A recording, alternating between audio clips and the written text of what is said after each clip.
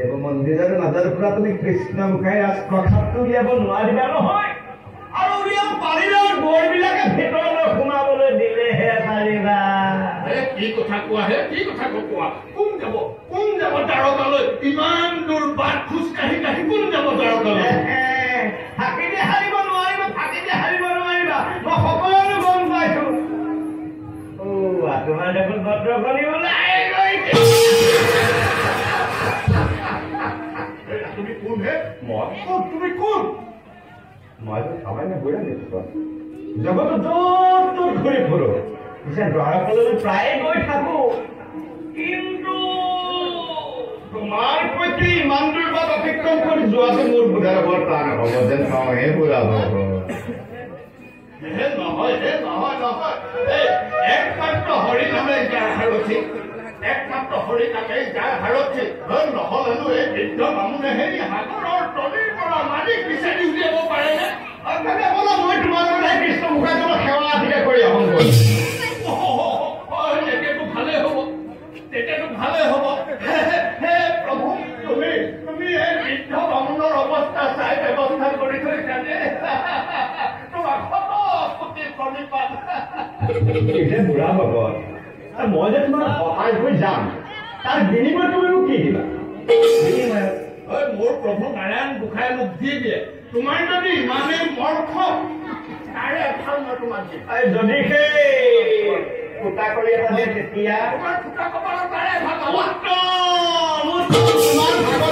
একোকে নালাগে। সময় চাই ৰুক্মিণী দেৱীটোৱে মই এটা যথাযথ বঁটা বিচাৰি ল'ম। তুমি যে ৰুক্মিণী দেৱীৰ নাম ক'লা, তুমি কি হৰজ্ঞান নেকি? তুমি ৰুক্মিণী দেৱীৰ পুত্ৰবাস হ'ব পাৰা আৰু মই হৰজ্ঞান হ'লে কি জগৰ লাগিব? সেই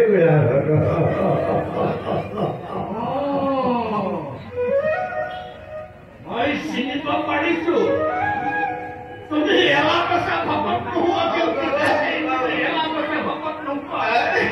মোৰ যেতিয়া তুমি মনৰ কথা জানিব পাৰিলা, তুমি কিন্তু এলা পেচা ভকত নোহোৱা। হেৰা বুঢ়াৰ হাতত চেণ্ডেলি পৰিলা তেতিয়া এতিয়া হাৰিব নোৱাৰিবা। সেই বুলি ভালকে চোৱাচোন। চিনি পাইছানে কোনদিন লৈ পালো এই কোনদিন লৈ পালো দুইটা দিন ৰাম নাম জপি হৰি ভক্ত হৈছিল কোনদিন লৈ পালো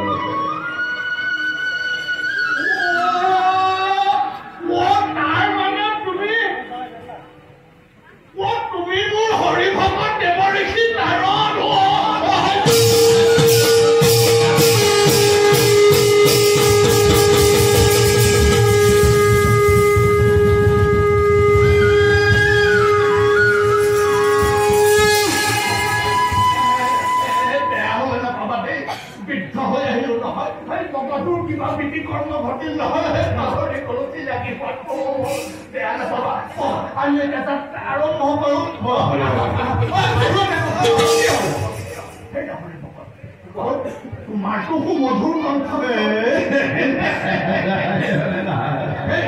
হৰি নামকে ধৰা তুইও আওৰাই আওৰাই আমি যাত্ৰা আৰম্ভ কৰো মই গাম মূৰত কিন্তু তুমি এ হৰি নাম বিচাৰি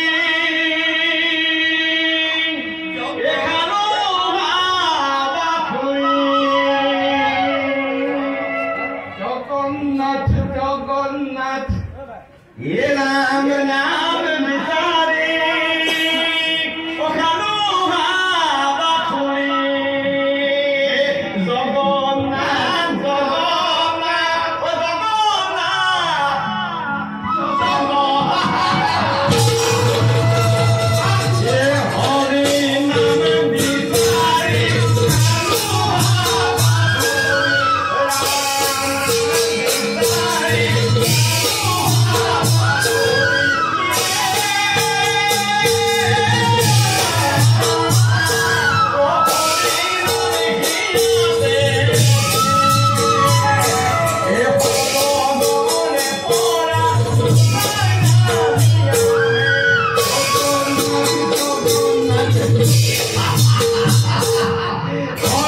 Oh,